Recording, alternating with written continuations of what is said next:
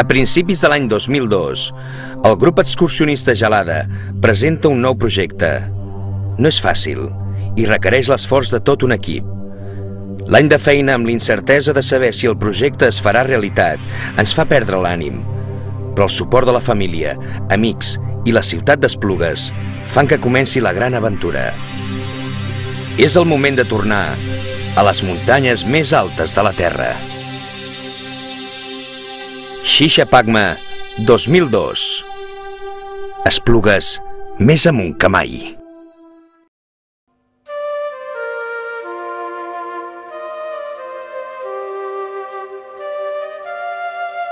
Estem a l'aeroport del Prat. És l'1 de setembre i per fi comença l'aventura més dura i a la vegada més gratificant de la nostra vida. No és la primera vegada que marxem, però això no treu que estem més nerviosos que mai. Aquest cop l'expedició és més lleugera, només som 2 els que hi anem, però molts els que es queden per donar-nos suport des de casa. Expedicionaris ho som tots.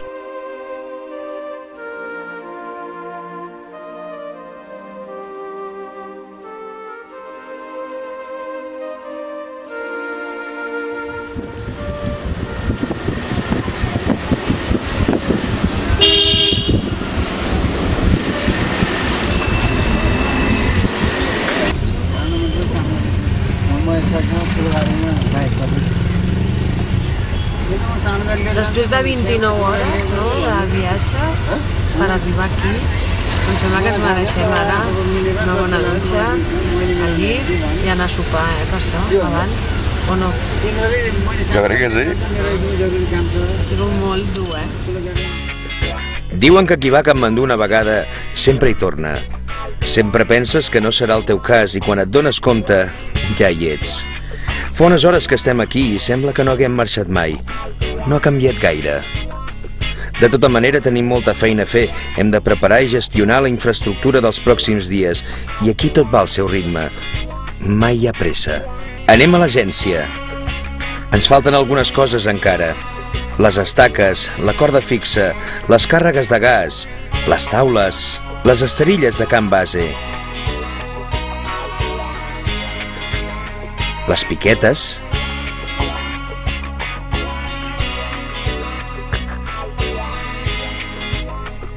la tenda menjador i cuina, la tenda on dormirem al camp base,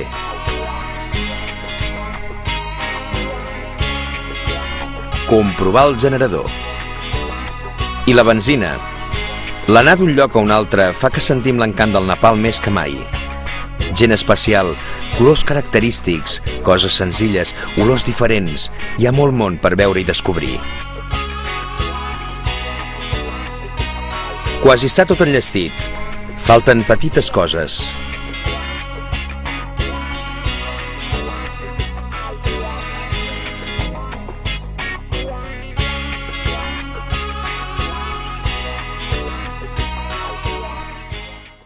Aprofitem aquests dies i anem a veure Pashupatinar, el santuari hindú més sagrat i famós de tot Nepal. Les cerimònies dels difunts amb tot el seu ritual destaquen per l'impacte visual i olfactiu, ja que els cremen a les piles funeràries i més tard les cendres són tirades al riu Bagmati.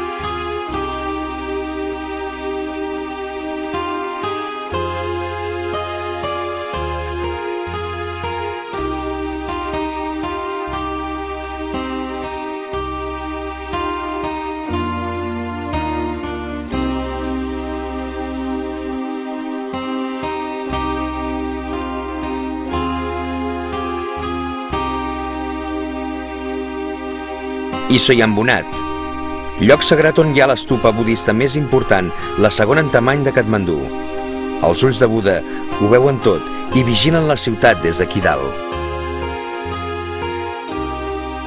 Fem una petita parada per dinar i acte seguit anem a Bodinat. És l'estupa més gran de tot el Nepal i està dedicada al déu de la saviesa. Tot és ple de banderes d'oració, música i gent que mentre resa va donant voltes a l'estupa en el sentit de les agulles del rellotge.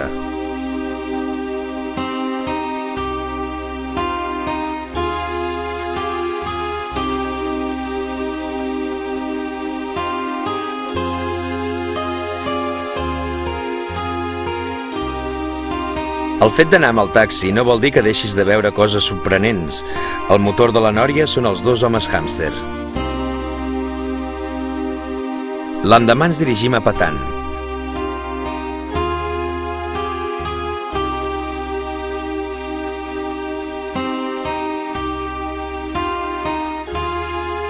Actualment és un barri de Katmandú, però en l'època mitjaval era un dels 3 regnes més importants del Nepal, ple de temples amb la fusta minuciosament treballada i plena de detalls.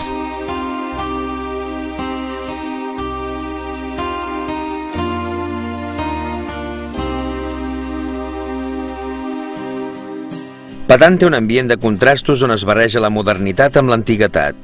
Petits comerciants i venda ambulant és l'habitual en aquest petit laberint de carrers.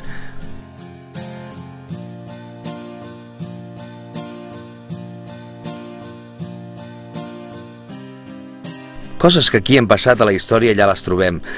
Qui no se'n recorda de la Mirinda? La segona visita la fem a Bhaktapur.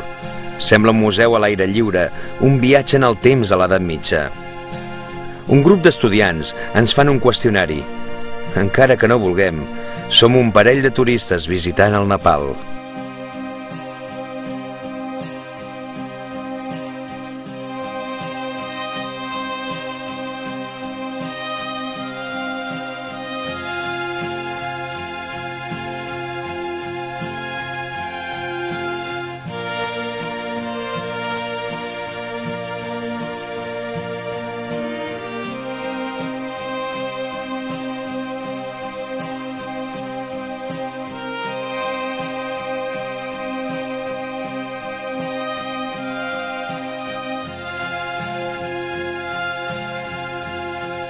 Ens despedim de Katmandú i del Nepal. Demà anem al Tibet.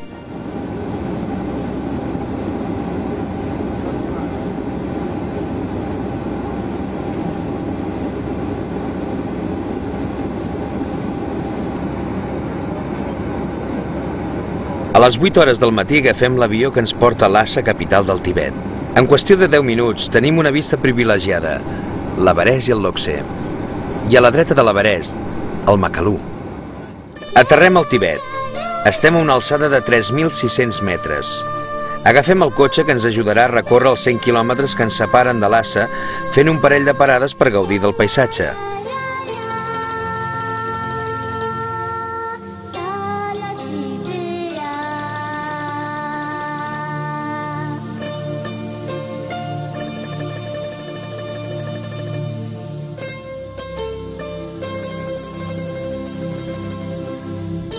En arribar a l'hotel ens instal·lem, però les ganes de donar notícies fa que busquem un lloc per enviar els e-mails.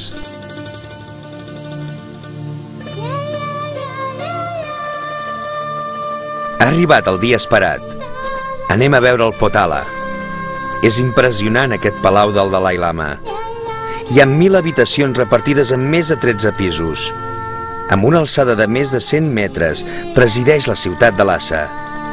No podem visitar-ho tot i tampoc fer fotografies, però tot el que hem vist d'aquest palau és espectacular.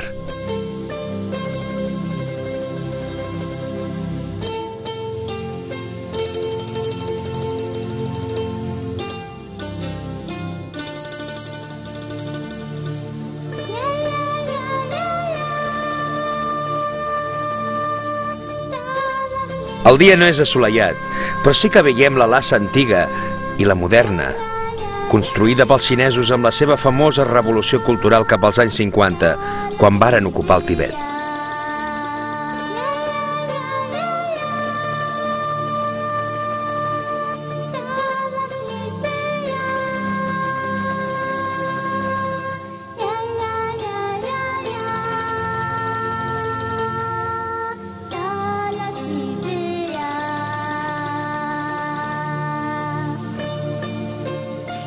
A la tarda ens dirigim al monestir de Cera, antiga universitat monàstica.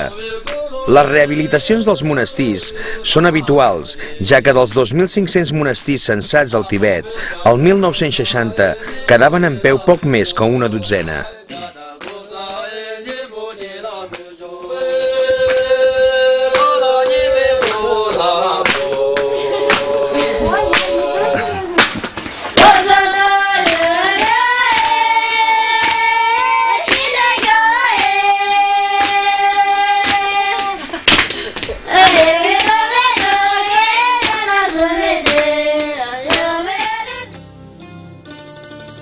A la terrassa del temple del Jokang, situat al casc antic de Lhasa, podem gaudir d'una posta de sol inoblidable, presidida pel Potala. Les grans avingudes xineses no són massa agradables als nostres ulls.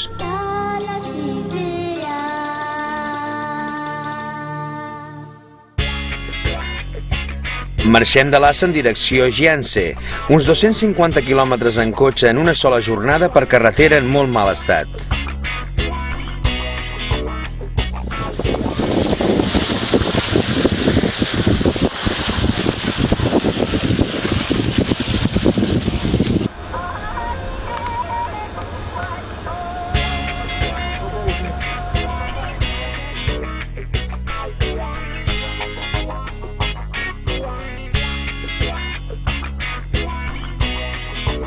Passem per un coll de 4.800 metres i baixant veiem el gran llac d'aigües turqueses anomenat Yamdrok.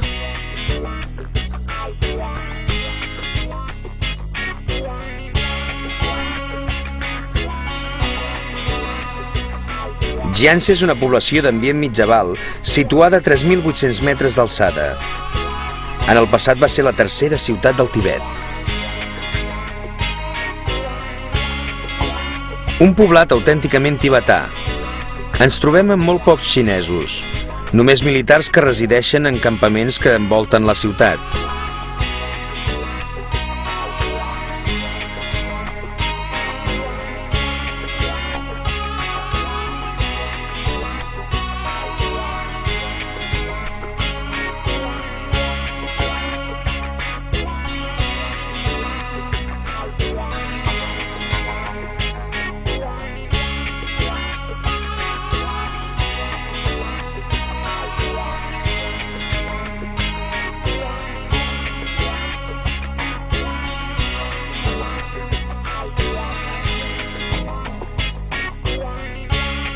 Un conjunt arquitectònic presidit per un castell situat dalt d'unes roques que el fa ressaltar per sobre dels paisatges durs i àrids.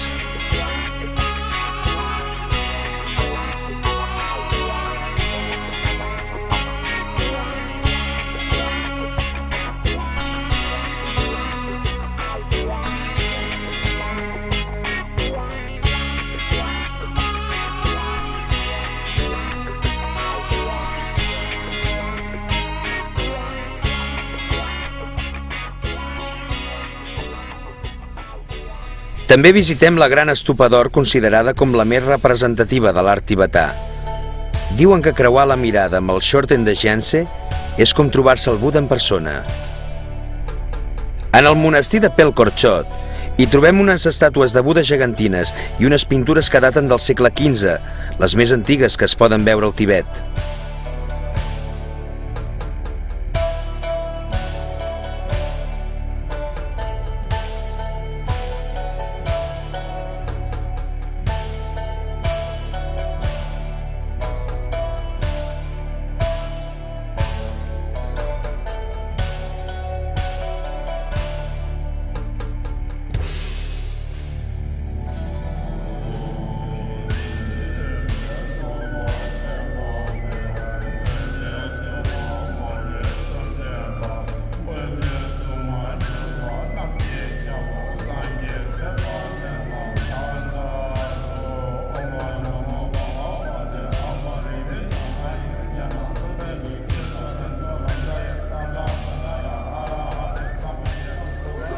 Shigatse és el nostre destí.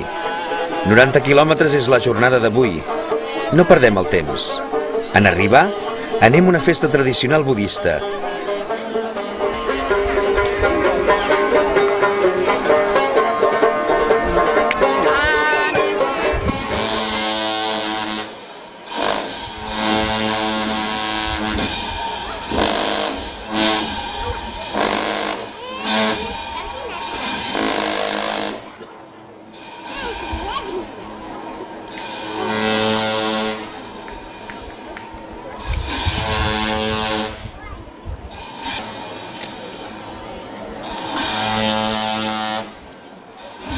Gaudim de la visita i aprofitem per visitar el monestir de Tashilhunpo.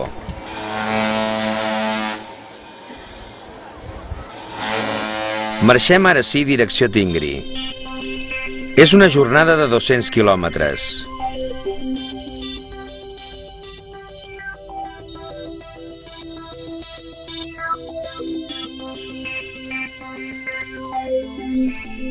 Passem per un collat a 5.220 metres anomenat Lac Pala.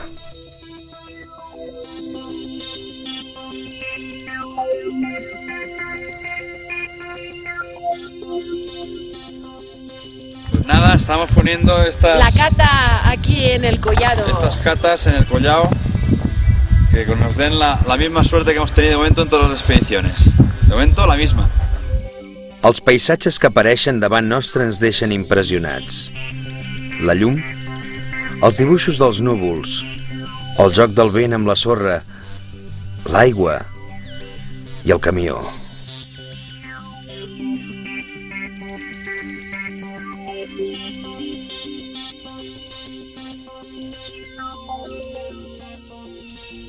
És 11 de setembre i ens trobem a Tingri, un poble ja conegut per nosaltres.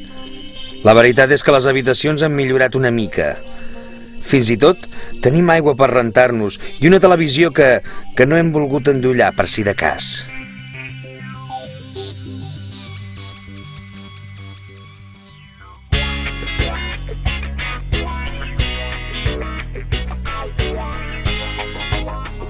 Al matí següent agafem el cotxe i ens dirigim cap al camp base xinès. Estem molt animats, ja que el temps que estem tenint és bo. Ara comença l'aventura i ja queda menys per veure el xixa.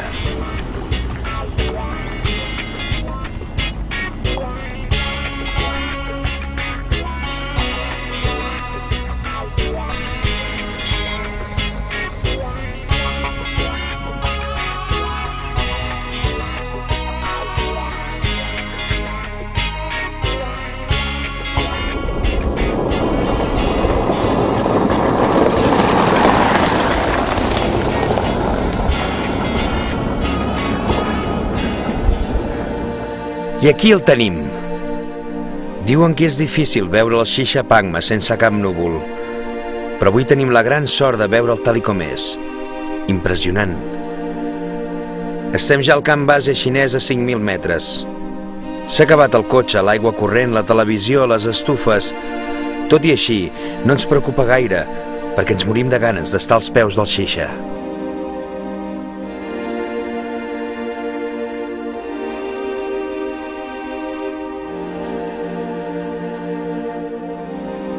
Pel cos no és fàcil estar en aquesta alçada. Per tal d'ajudar-lo a aclimatar, ens estem 2 dies al camp base xinès. Imatges impagables on les càmeres de fotografiar i de vídeos disparen soles.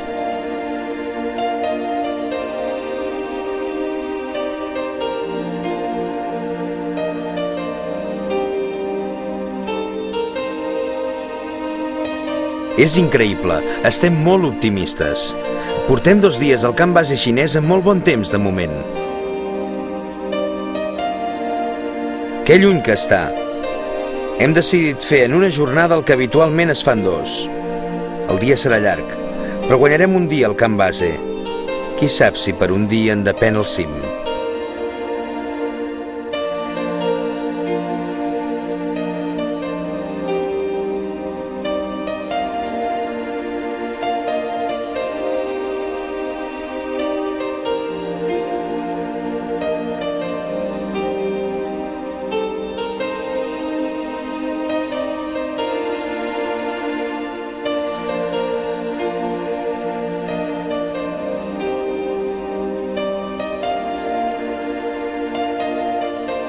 Quan es fa fosc arribem al camp base a 5.600 metres.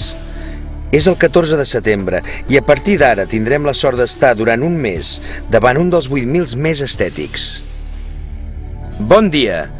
Aquesta nit ha nevat una mica, cua del Monzó, cap problema. L'alçada i la poca comoditat no ens impedeix de rentar-nos, tot i que la tasca no és fàcil, fa fred.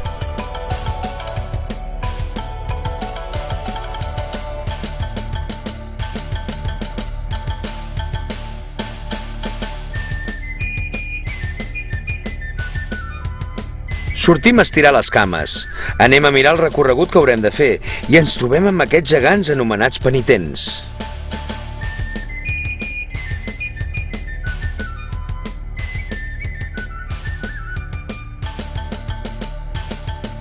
El nostre xerpa Laksa i el cuiner Maila proposen fer la cerimònia per beneir el material i a tots nosaltres. No hi ha gaires expedicions en aquest camp base. Aquests dies ha arribat l'expedició de Banyoles. L'anglès deixarà de ser el nostre únic idioma per comunicar-nos amb els altres.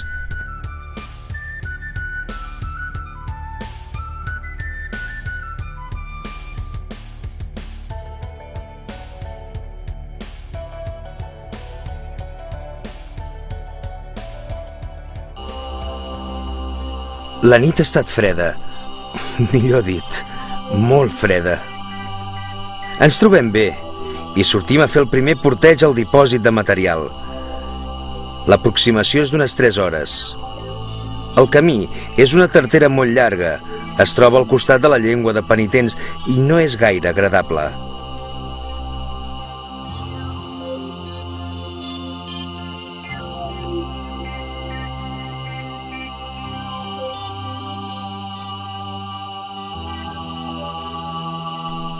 El temps cada cop és pitjor.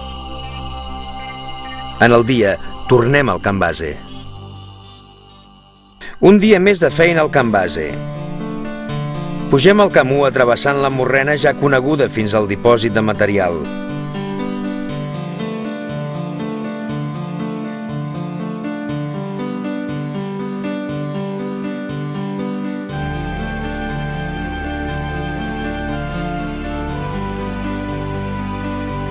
Ens posem les botes, els crampons i el piulet.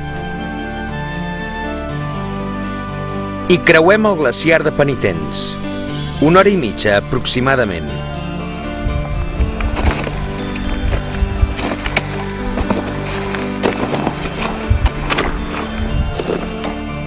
El vent i els núvols ens fan companyia tot el trajecte.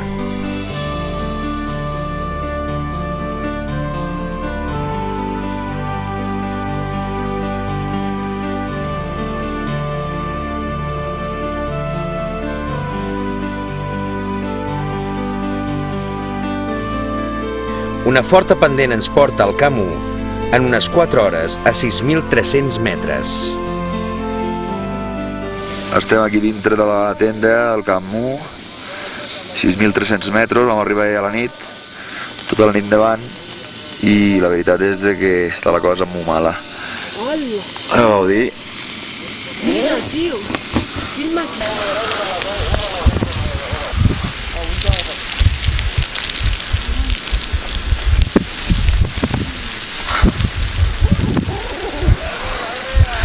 Ha nevat més de mig metre. Quina nevada! No podem fer res més que baixar al camp base.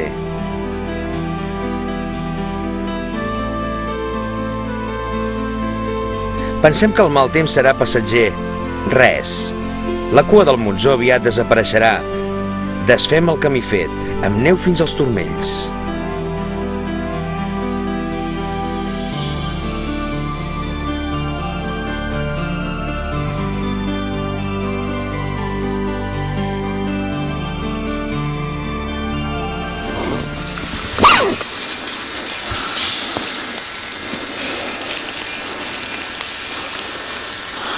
Això és el camp base. Fa 4 dies que estem així. Tenim ja més un pam de neu aquí. Imagineu-vos el que pot haver dalt als camps.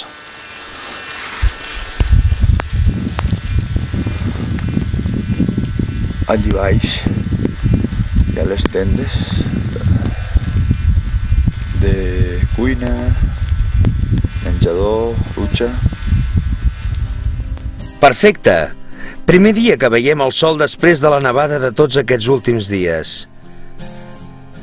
Deprimits no ho estem, però ja comença a tocar la moral. A vegades ens preguntem per què tenim tanta mala sort.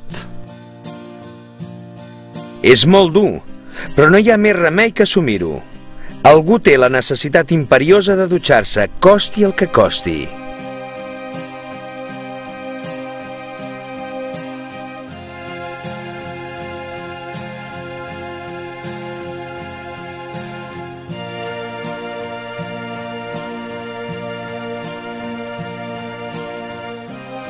Mentre preguem per un canvi de temps al Tomàs Molina a través de la Sílvia pel nostre telèfon via satèl·lit, arriba el Can Base en Cesare Maestri, un conegut alpinista de 73 anys que vol pujar també al Xixa. Durant tot el dia no ha nevat. Si tot va bé, demà pujarem a Camu, amb intenció d'arribar a muntar el Camp 2. Bye! Bye. Bye. Si vous pouvez entrar. See you tomorrow. Vale, vale.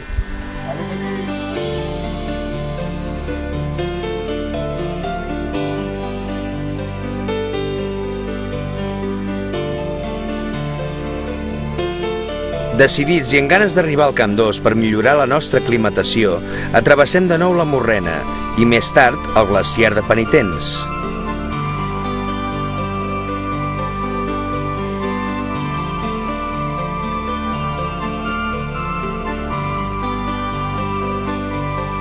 La progressió fins a Camp 1 és molt costosa i s'ha d'obrir traça per la neu caiguda tots aquests dies.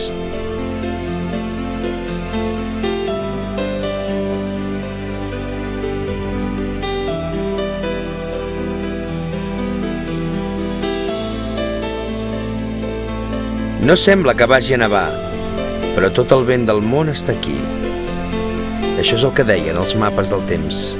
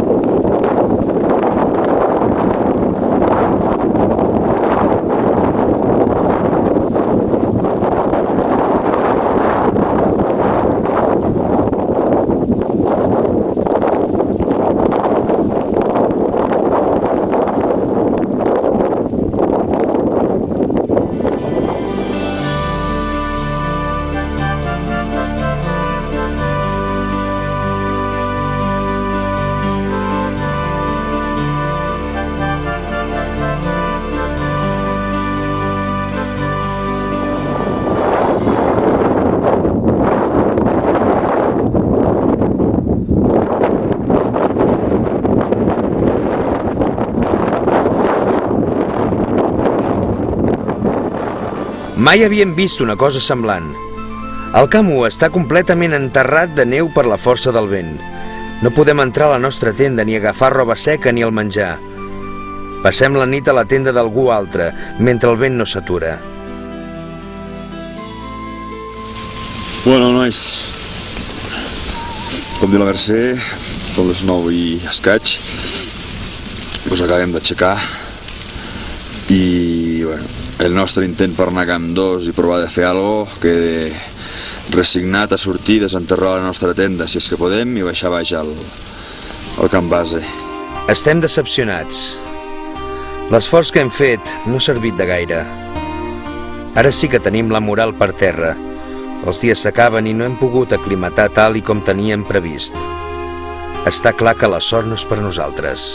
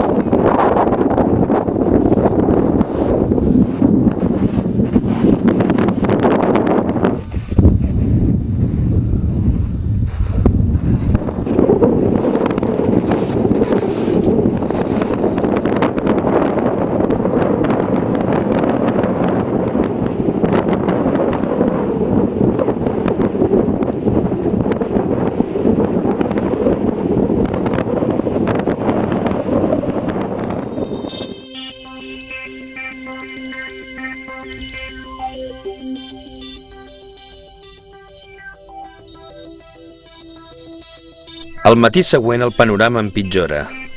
La paciència és la clau a la muntanya. Tot i així, sabem perfectament que no estem ben aclimatats. Les condicions de la muntanya no són bones. No tenim el Camp 2 instal·lat i només ens queda una setmana per marxar. Amb el vent que fa, és impossible poder pujar a la muntanya.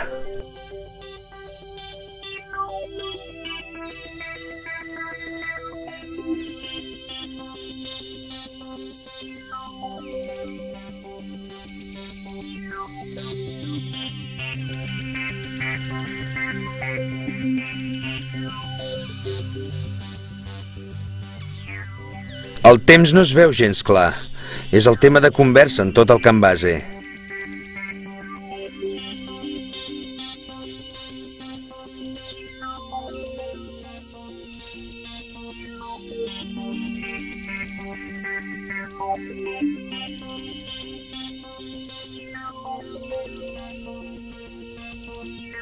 Moltes expedicions es retiren de la muntanya o bé per la manca de dies o per desànim del personal.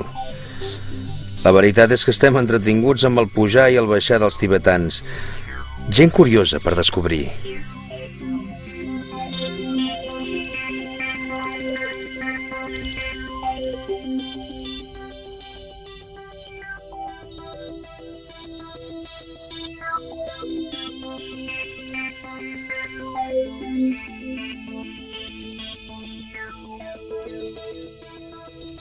Compartim aquests dies d'incertesa amb Sergio Martini i Fausto Di Stefano, tots dos sols, sumen més de 38.000 fets.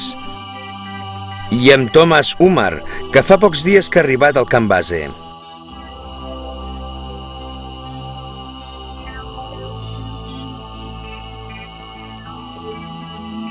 Les visites a d'altres expedicions són freqüents, sobretot amb l'expedició de Banyoles. Formen part ja del ritual. Després de dinar i després de sopar anem a fer el cafè.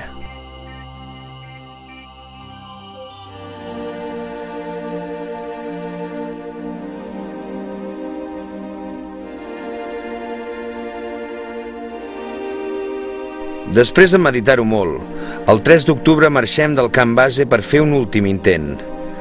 Ja sabem que és molt difícil fer el cim tal i com estan les coses. Ara per ara ningú no ha fet cim. Almenys alguna foto del camp 2, no? Ens anem dient. Però volem intentar, per vosaltres, per nosaltres, pel Gelada.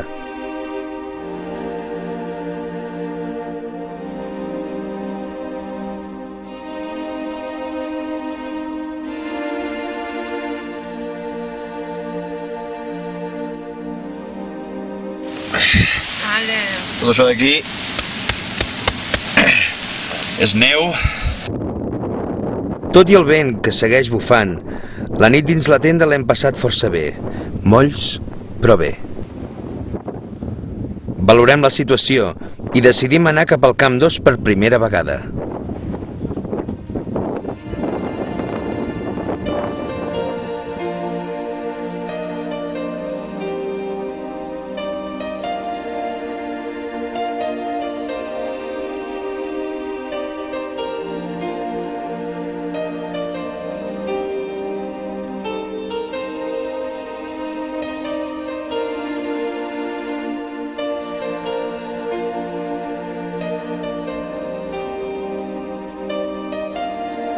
Mentre pugem, anem notant la manca d'aclimatació, però la decisió ja està presa. El nou paisatge que s'apareix al nostre voltant ens ajuda a fer una passa i una altra. Ens creuem amb la gent que baixa del camp 2. Diuen que amb aquest vent és impossible de fer cim.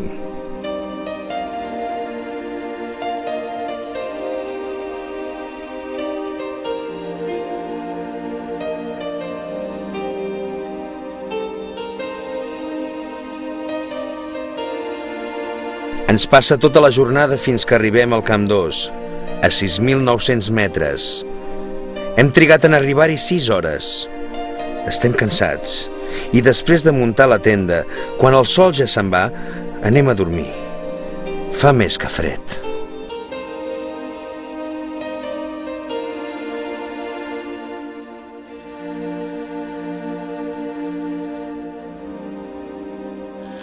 Només veure la tenda al matí, entens per què has passat tan mala nit.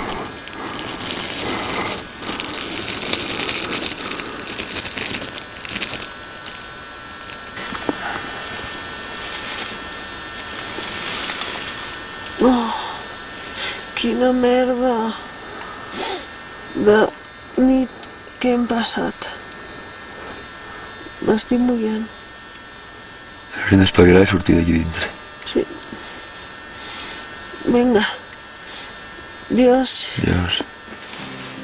Sortim del camp 2. El fort vent ens obliga a no poder muntar el camp 3, així que ens conformem en l'opció de muntar un camp 2 avançat a 7.150 metres, on hi arribem després d'unes 3 hores de marxa. Notem que el vent afluixa, i això ens fa pensar en la possibilitat de que per una vegada tinguem la sort que ens ha faltat en altres ocasions. Qui sap? Potser demà, des de dalt del cim, toquem el cel.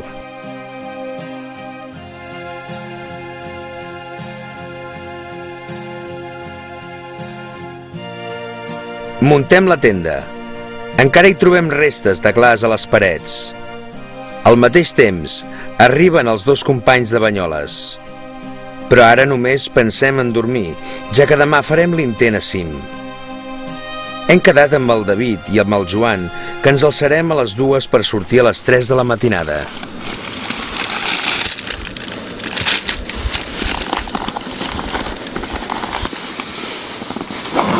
Bon dia.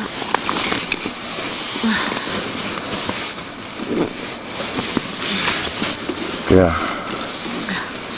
Doncs res, que ens anem cap a dalt. Fa molt fred i està la tenda tota entelada.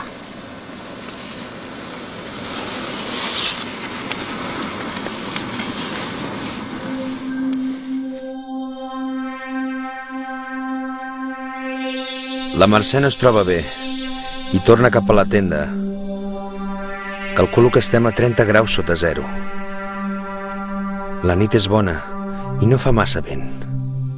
Estic molt cansat, però tot i així disfruto quan veig que surt el sol per damunt de l'Everest. Quina sort tinc d'estar aquí, tot i que tinc els dits glaçats. Trec la càmera de fotos i la de vídeo.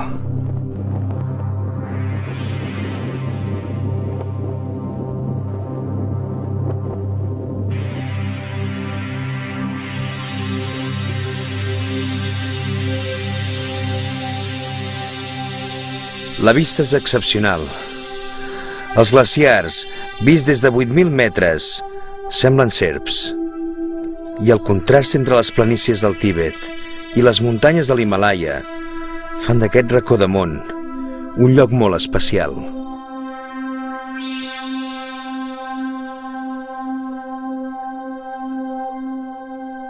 Però he de ser realista. Encara no sóc dalt del cim i m'he de concentrar en l'ascensió. Un descuit podria ser fatal. Són quasi 1.000 metres de desnivell des del camp 2 avançat i això requereix un esforç important.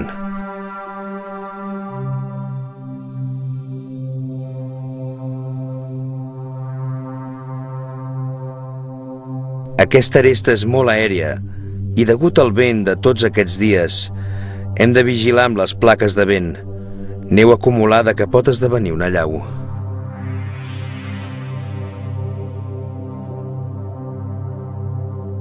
Hem decidit amb el Joan i el David de no encordar-nos. Cadascú depèn d'ell mateix i de les cordes fixes instal·lades a la muntanya. El ritme que porto és molt lent. La manca d'oxigen en aquestes alçades és evident. Intento respirar i em costa molt. Arribem a la part més tècnica de l'ascensió. Encara que no és difícil a 8.000 metres, el compromís és molt gran.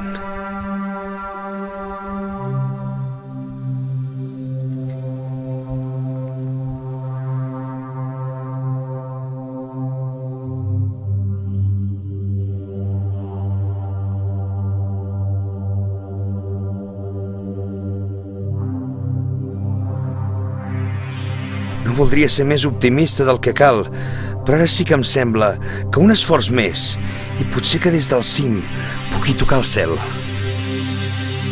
Estic assaborint cada pas. El fet d'imaginar que en breus moments arribaré al cim em fa esclatar d'alegria. Estic molt emocionat. Per fi haurem aconseguit allò que tant hem anhelat. Però també sé que fins que no arribi a baix al camp base, l'èxit no serà total. Aquesta vegada sí. Hem fet el cim. Esplugues més amunt que mai.